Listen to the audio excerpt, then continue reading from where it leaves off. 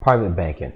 Private banking is a general description for banking, investment, and other financial services provided by banks and financial institutions. Banks is what most people are aware of. You drive down a neighborhood, you see so-and-so bank, you see so-and-so bank and trust. Then they tell you, and financial institutions. Make no mistake, these financial institutions includes trusts, depository trust clearing companies, and insurance companies, and other rating companies. Private banking is a general description for banking. In the first part of this video series, we went over the difference between bank and banking. Investment, which is what everyone does with that birth certificate, whether you realize it or not, and other financial services, which is what occurs on the back end when it comes to quantitative easing and shadow banking, provided by banks and financial institutions primarily. Remember, we're speaking of private banking here, not regular form of banking.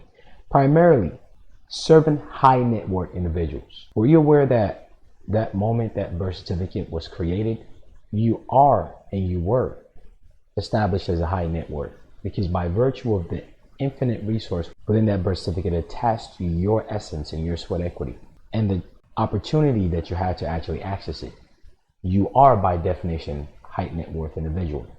Most people don't know that they are because they've only been shown one way of how to use that birth certificate, which is strictly based on slavery, which is strictly based on submitting yourself so that you could use your time and energy in exchange for chicken change, while someone else has been given the permission to use that same thing that is rightfully yours to become a billionaire while they're enslaved.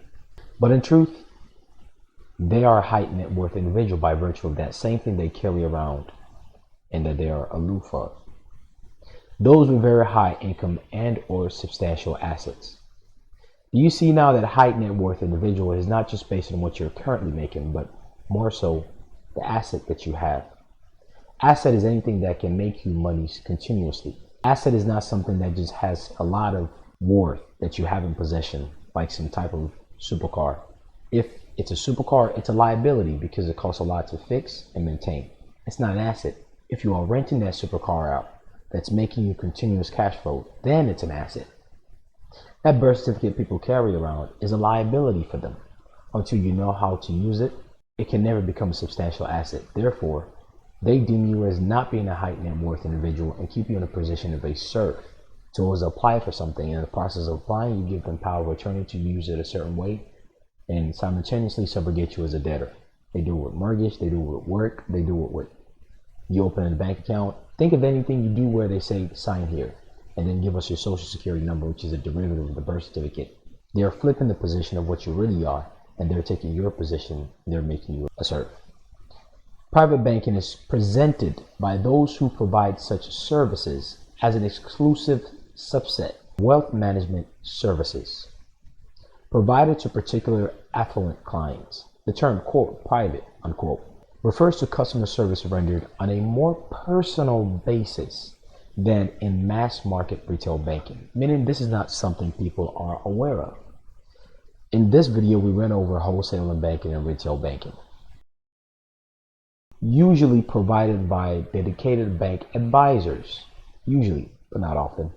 It has typically consisted of banking services, deposit, taking, and payments, discretionary asset management, brokerage, limited tax advisory services, and some basic discretionary asset management. I assume at this point you already know what this asset is. Brokerage, which are the third parties, limited tax advisory services, which we'll be explaining as it relates to infinite banking and the way you're going to be using it in the normal way, and some basic concierge services, meaning see this word service, they're there to serve you. Typically offered through a gateway provided by a single designated relationship management. Typically offered through a gateway provided by a single designated relationship management. Typically offered through a gateway provided by a single designated relationship management. Very important. Very, very important. History.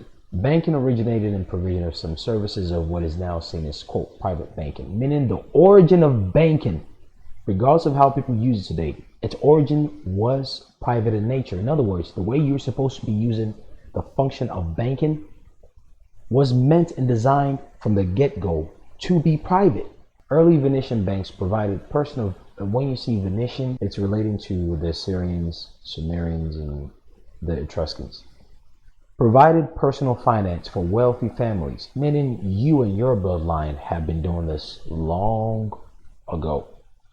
That's why some of these intrinsically seem attractive to you, because somewhere within you, you know that this is a reality in a system that you created a long time ago, and you're now coming back in this incarnation to figure out. Private banks come to be known as, quote, private, to stand out from the retail banking and savings banks aimed at the new middle class, meaning what they're giving the everyday man, aka the middle class. Middle class is just another kind term to say poor people.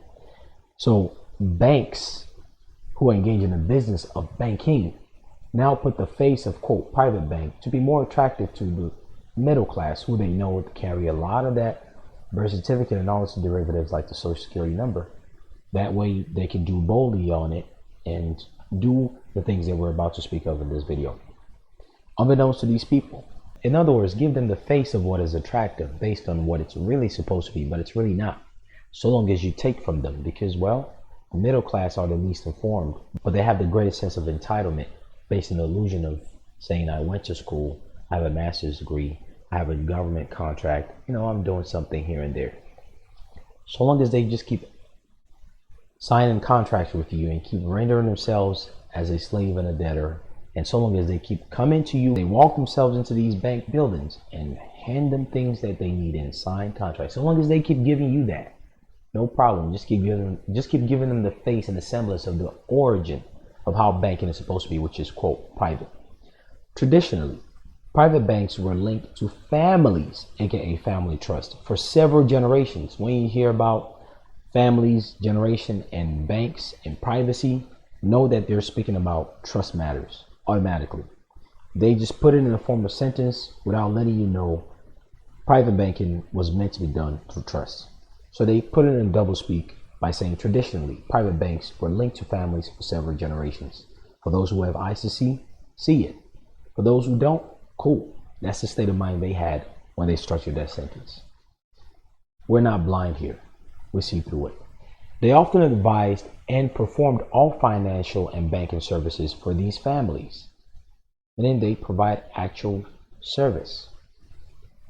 Historically, private banking has developed in Europe. See the list of private banks. Some banks in Europe are known for managing the assets of some royal families. Generational wealth, trust, dynasty banking. The assets of the princely family of Liechtenstein are managed by an LGT group. So-and-so. They basically flex on the people. The reason why I'm actually reading this, specifically for this portion, for some people that have had consultations with me and we go into certain details of the PPMs to a certain degree, I mentioned that there will be certain types of banks and investment companies. Keep these specific companies in mind. Very important, because these are the banks that are the top players on that S&P 500 shown in this video. And these are the ones that really know how that stuff works and will not give you much scrutiny, because that's all they do. They wake up and sleep doing private banking. And they are looking for someone who knows how to do it, because they get a huge cut. But anyway, moving on.